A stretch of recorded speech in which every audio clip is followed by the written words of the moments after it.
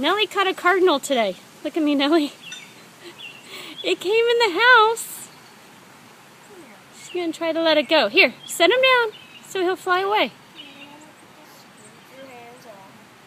Oh, he is just a baby. Oh, hopefully he just didn't break his leg or anything.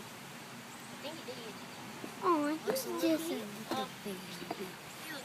I think he's probably stunned. He did run into the glass door.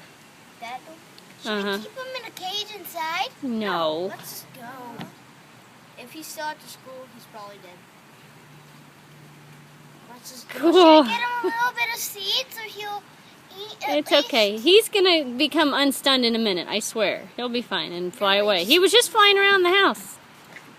Nelly, get off. He's really soft. Okay. Mary, you want to touch it? No. My finger. Why? We gotta go. He's soft. Why did James wash his hands? Okay, Nellie, you need to go wash your hands, and we have to go to school. Should I send him somewhere high? No, it's okay. We gotta go. All right, say bye, little birdie. Bye, little birdie. Hope you're okay after school.